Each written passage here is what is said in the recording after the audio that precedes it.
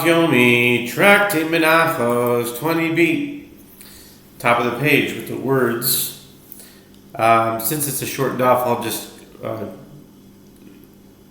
say the last few lines of 20a for context. It is prohibited to partake of a burnt offering while in a state of ritual impurity, as is the halacha with regard to a meal offering, which is not relevant to blood. It is subject to the halachot of misuse of consecrated property, as is the halacha with regard to a meal offering, which is not so with regard to the blood. Okay, now we're on 20b with the words Adrabah, very top of the other one. Adrabah, Dam havilei l'raboye, shekei matzah k'moisa nifsa v'shkias chama k'moisa hanech nafishim.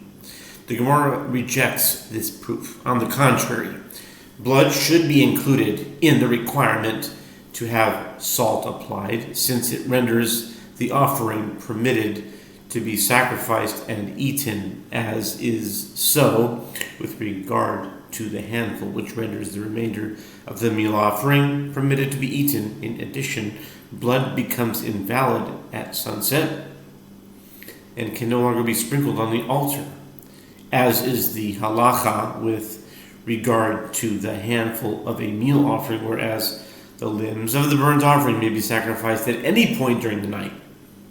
The Gemara responds, these characteristics shared by the meal offering and the limbs of the burnt offering are more than those shared by the blood and the meal offering. Amar mar shomeani afilu eitzim bedam shnikru korban man shamat le damar eitzim nikau korban rabbi mibaya ba'u melach. The Gemara continues discussing the Braita. The master said above, had the verse stated only,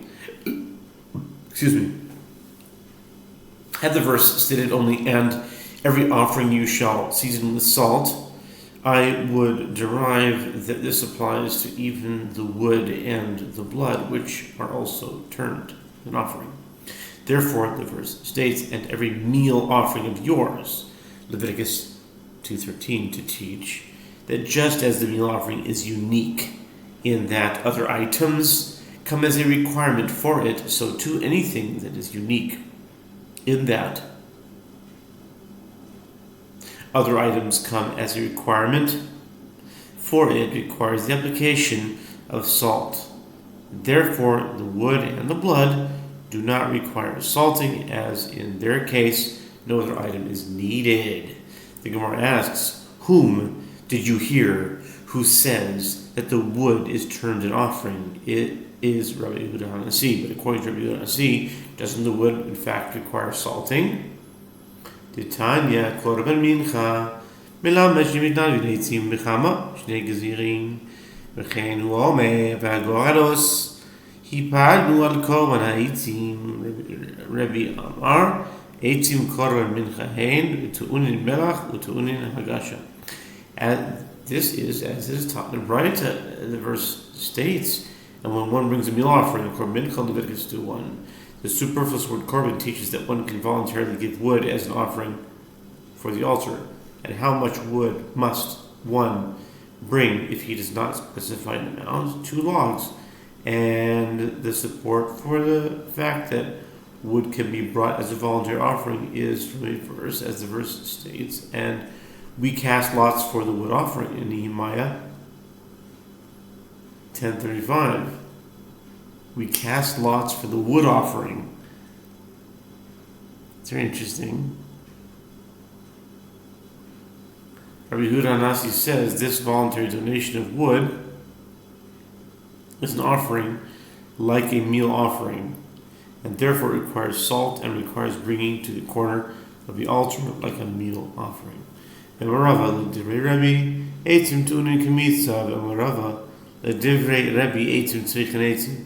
Rava says, according to the statement of Rabbi Yehuda HaNasi, wood donated in this manner requires the removal of a handful, just as in the case of the meal offering, a portion of the wood must be removed and sacrificed separately. And Rav Papa says that according to the statement of Yehoshua, since it is an offering for the altar, the wood that is brought as an offering needs to be placed on other wood to burn, like any other offering that is burned on wood on the altar. Apparently, this means that Rabbi Yehoshua, who holds that the wood is termed an offering, also holds that it requires the application of salt, in contrast to the ruling in the Braita. Smi mikan esim ve'ela kodem utimai el utidam me'al minchas chanavka me'al ol minchas chanavka. The Gemara responds, remove wood from the Braita here, as it is not excluded by the term "and every meal offering of yours." The Gemara asks, but then the phrase in the verse, "and every meal offering of yours," is to exclude what?